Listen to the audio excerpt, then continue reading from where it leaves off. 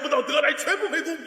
当年满清入关所收藏的黄金都已经变成了金沙，还发布假消息说宝藏还在关外，原来根本就在京城。这里是地下皇陵，东郊皇陵42章经里面包着的秘密就在这里。这片龙壁是高人设计的，是代表我们大清的风水壁。哈哈哈，打什么鬼啊！不如大家把它分了算了。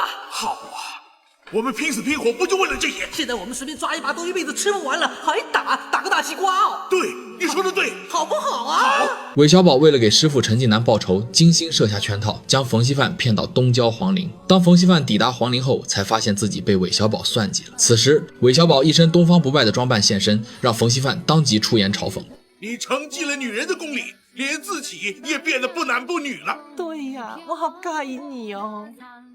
我正在绣条内裤给你穿呢。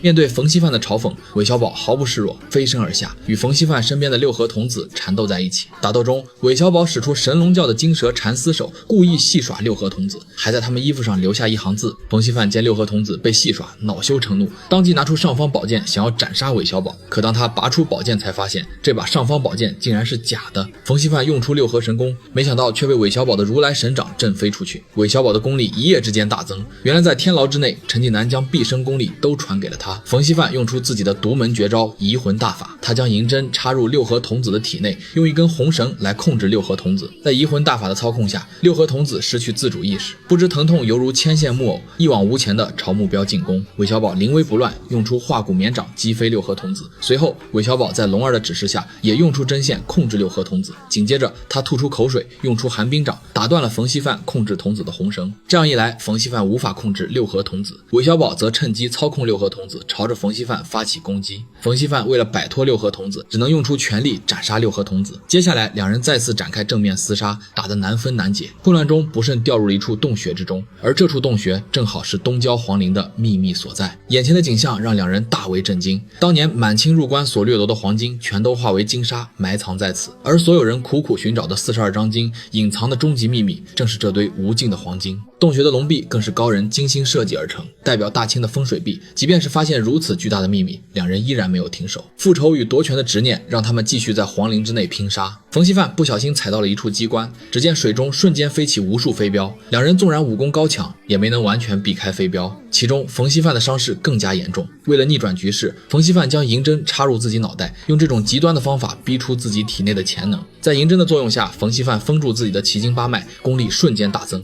龙儿提醒韦小宝一定要尽全力接住这一招。韦小宝凝聚全身功力，做好应战的准备。两人的功力在皇陵之内剧烈震荡，周围的气浪席卷四周。韦小宝终究不敌冯锡范，被一掌击飞出去。为了可以打败冯锡范，龙儿用银针插入韦小宝最痛的穴位之上，并告诉他一定要憋住这口气，千万不能出声，等到最后一刻再爆发出来。银针入穴的剧痛让韦小宝痛苦不堪，浑身抽搐。最终，韦小宝逼出体内所有潜能，硬生生接下冯锡范的致命一掌，并且将冯锡范震飞出去，让他重重撞死在洞穴的龙壁之上。这些金银财宝真是害人，不知道这世界上有多少人为了他而死。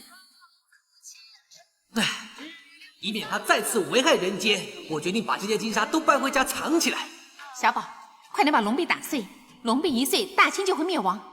为什么一定要反清？现在康熙做皇帝，人人有书念，人人有钱赚，没什么不好啊。管他是谁做皇帝，只要是个好皇帝就行了，是不是这么说的，龙儿？也许你说的对。好，现在赶快带冯锡范的尸体回刑场，不然就来不及了。此时，陈近南已被押赴刑场，大小双儿利用人群的混乱将陈近南挡住。当再次出现在视野中，囚车上已经换成了冯锡范的尸体。就这样，被调包的冯锡范当场被斩首示众，而真正的陈近南被韦小宝安全救出。当韦小宝正准备带着家人和师傅离开京城，却发现康熙带人赶到。窦龙，韦大人，您猜对了，就是我出卖你的。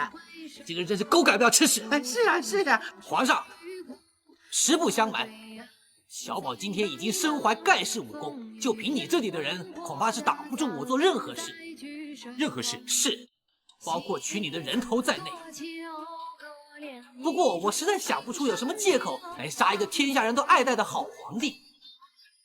就请皇上你宽宏大量，放过韦小宝全家，给我一条生路走吧，好吗？